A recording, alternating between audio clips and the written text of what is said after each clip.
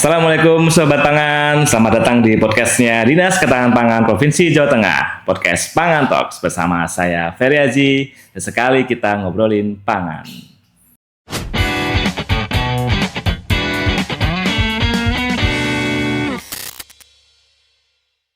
Sobat Pangan, berbicara mengenai pangan tidak akan jauh dengan yang namanya beras, yang merupakan sumber bahan pangan pokok kita, dan tentunya dengan kualitas dan mutu yang terjamin. Namun, saat ini di pasaran banyak ditemukan beras yang tidak sesuai dengan klaimnya atau label brandingnya. Misalnya, beras yang diklaim premium, ternyata isinya tidak sesuai dengan labelnya. Dan yang menjadi masalah adalah konsumen kita saat ini terjebak dalam sebuah klaim atau sebuah label dalam membeli beras. Kadang masih atau banyak melihat dari sisi merek dan atau klaim yang ditolakkan oleh penjual itu sendiri. Nah, saat ini kita akan ngobrolin hal tersebut dengan narasumber kita. Beliau adalah Kepala Balai Mutu dan Sertifikasi Pangan di Sanpan, Jawa Tengah.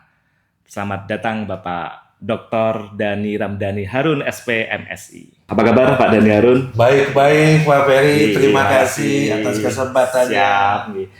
Kira-kira saya boleh manggil Bapak ini apa Pak Dhani, Pak Ramdhani atau Pak Harun ini? Dhani Harun aja. Dhani Harun. Beliau ini adalah Kepala Balai Mutu dan Sertifikasi Pangan Dinas Ketahanan Pangan Provinsi Jawa Tengah. Pak Dhani, mungkin sebelum kita masuk ke dalam topik teori, topik materi hari ini, boleh ceritakan dulu Pak, siapa sih Pak Dhani Harun ini? Biar Sobat Pangan itu pada kenal dengan Pak Dhani Harun ini. Baik, terima kasih Pak Ferry. Assalamualaikum warahmatullahi wabarakatuh. Penalkanlah, nama saya Dhani Harun, tertanggal 19 Januari 2026, kami ditugasi oleh Bapak Gubernur untuk di Dinas Ketahanan Pangan Provinsi Jawa Tengah sebagai Kepala Balai Mutu dan Sertifikasi Pangan. Jadi masih baru saja ya Pak ini? Baru saja. Masih angkat-angkatnya ini ya Pak ya? Baru 1 minggu lah. Baru 1 minggu ya, oke. Tapi kan secara ilmu nggak 1 minggu ya Pak ya? Oke Pak Dhani Harun. Nah, seperti yang kami jelaskan di awal tadi Pak Harun, terkait dengan banyak masalah nih di lapangan, terkait banyak klaim mutu dan sebagainya. Nah, sebenarnya pemerintah itu punya regulasi nggak sih Pak terkait dengan hal itu? Baik, ini pertanyaan yang sangat berdasar untuk masyarakat, khususnya Jawa Tengah. Ada satu aturan yang mengikat, yaitu Peraturan Badan Pangan Nasional Nomor 1 Tahun 2023 tentang apa? Label pangan segar. Tentunya peraturan ini sebagai peraturan yang mengikat bahwa pemerintah memberikan khususnya perlindungan pada konsumen, meningkatkan transparansi informasi pangan segar, dan menjamin bahwa pangan segar itu yang beredar memiliki identitas yang jelas, benar, dan dapat dipertanggungjawabkan. Itu adalah Peraturan Badan Pangan Nasional Nomor 1 Tahun 2023. Gitu Pak. Oke, jadi sebenarnya sudah ada regulasi yang jelas ya Pak mengatur jelas, ini ya? Pak, jelas. Berarti semua produk pangan segar itu wajib mengikuti aturan tersebut? Yes. Termasuk juga dalam hal ini adalah beras ya? Betul. Oke, nah sebenarnya dalam aturan tersebut isinya apa aja sih Pak yang menyangkut terkait dengan label itu? Yang pertama, yang paling mendasar adalah label pangan segar. Itu kata yang harus kita wajib oleh masyarakat, yang harus kita ketahui. Apa artinya? Jadi setiap keterangan mengenai pangan segar yang berbentuk tulisan, gambar, ataupun kombinasi keduanya ditempatkan pada kemasan. Kemasan ini atau melekat pada pangan segar. Tentunya label ini berfungsi untuk memberikan informasi yang benar, jelas, dan paling utama tidak menyesatkan kepada konsumen gitu. Oke. Jadi terkait dengan adanya gambar, adanya tulisan yang itu sesuai dengan produknya ya Pak ya, di label pangan segar itu nih. Nah, Baik Bapak, selanjutnya ini bagian yang paling penting mungkin Pak Dhani terkait dengan yang Sobat Pangan harus tahu. Apa saja sih informasi yang wajib dicantumkan pada label pangan segar? Seperti contoh pada kemasan beras. Ya. Baik, terima kasih Pak Peri, pertanyaan yang sangat bagus.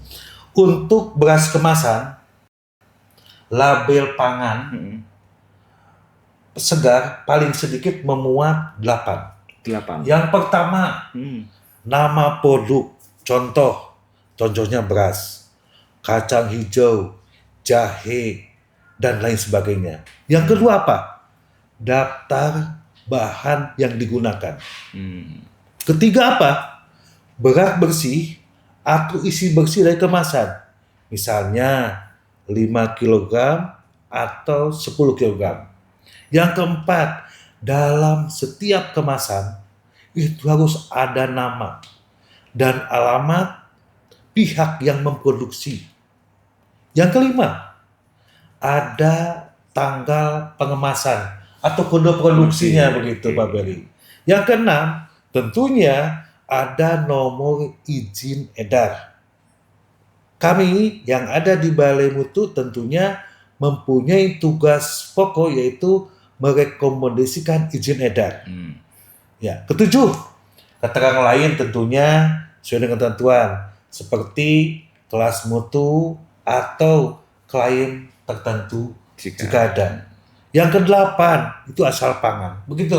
Ini 8 ini tentunya masyarakat kita ya. Kenapa masyarakat kita? Di kita masyarakat Jawa Tengah itu banyak petani, Pak. Betul. Kajian kami itu 74,38% usia petani kita di atas 50 tahun. 59,1% itu adalah pendidikan SD. Tidak tamat SD, bahkan setengah SD. Itulah 8 ini wajib untuk diketahui oleh masyarakat yang penduduknya petani. Begitu Pak. Oke, siap Pak. Ya.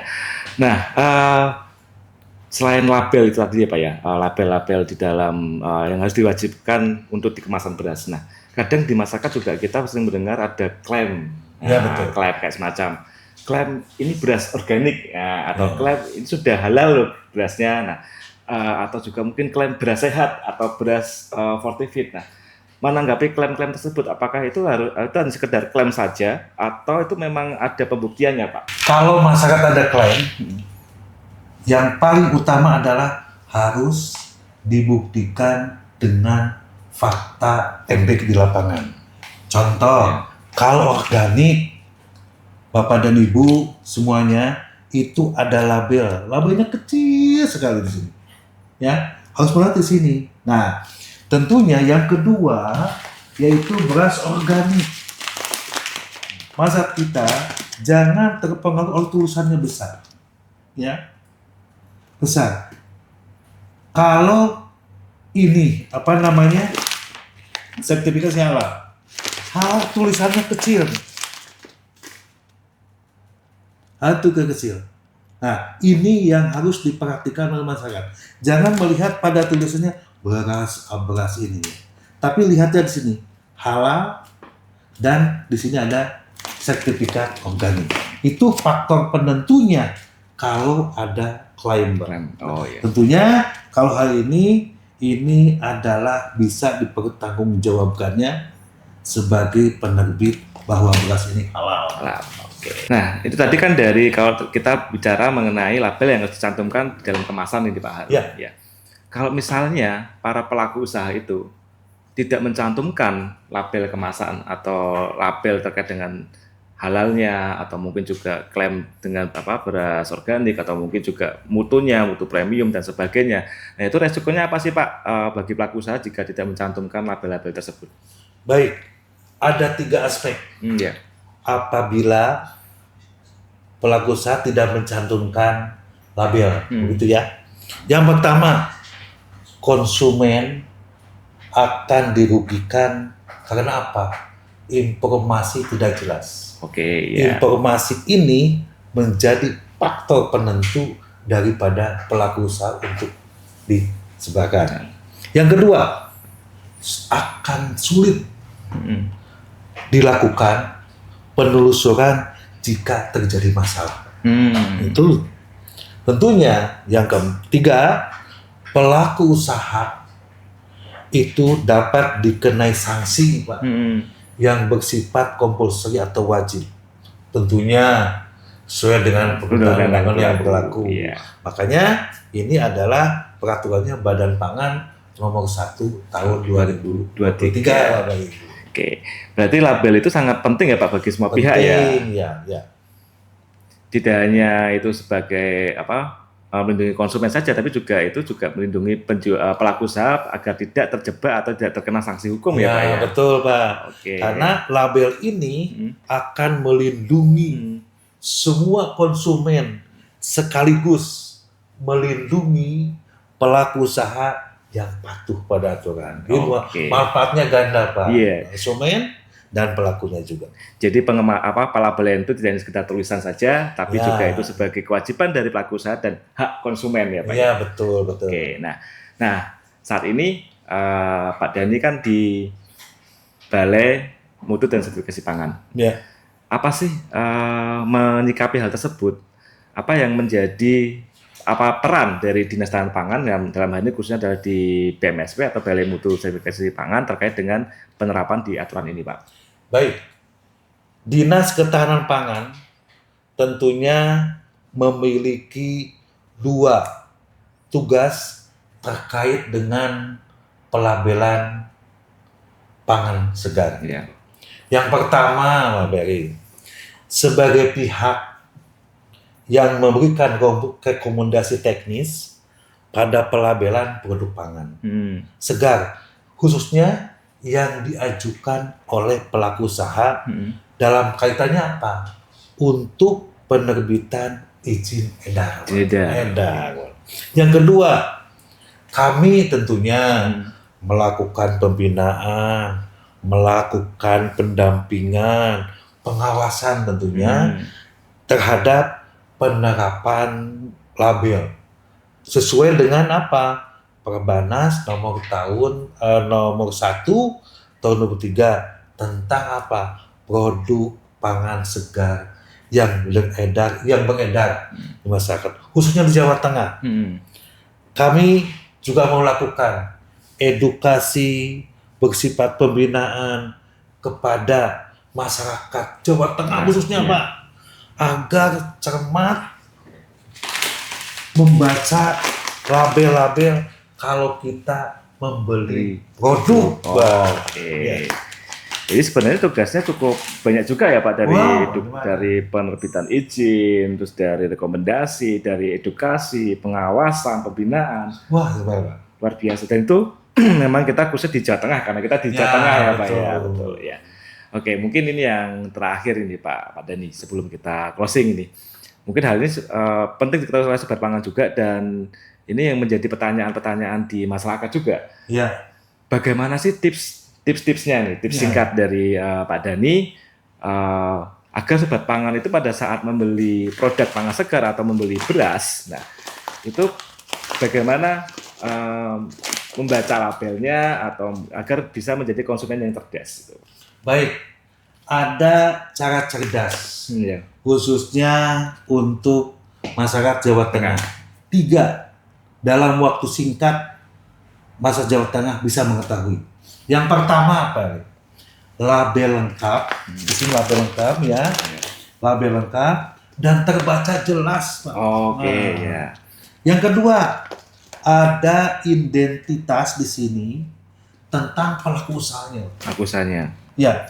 Yang ketiga, tidak mudah tergiur dengan harga murah tanpa informasi yang jelas. Nah. Jadi 3 ini itu wajib untuk diketahui oleh masyarakat kalau kita membeli produk pangan segar atau beras ya Pak ya. Ya, khususnya beras. Jadi kadang kan kita terjebak dengan harga yang murah, terus mengklaim ini kelasnya mutu premium, ternyata hasilnya bukan seperti itu ya itu.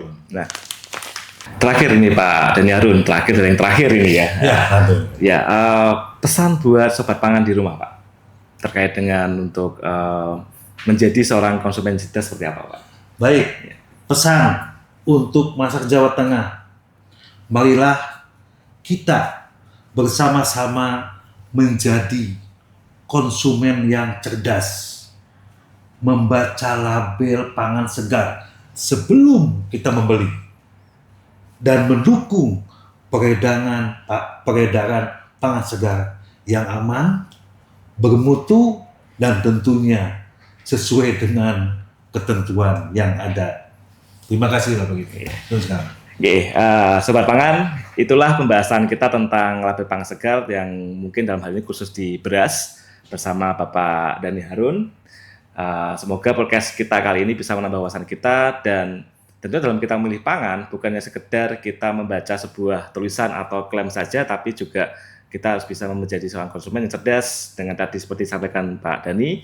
Dan terima kasih Sobat Pangan sudah menyaksikan podcastnya Dinas Ketahanan Pangan Provinsi Jawa Tengah, dan jangan lupa untuk selalu like, subscribe, and comment, dan share YouTube kita di Dinas Pangan Provinsi Jawa Tengah. Terima kasih, sampai jumpa di episode selanjutnya. Wassalamualaikum warahmatullahi wabarakatuh. Terima kasih Pak Harun. Terima kasih Pak Ferry.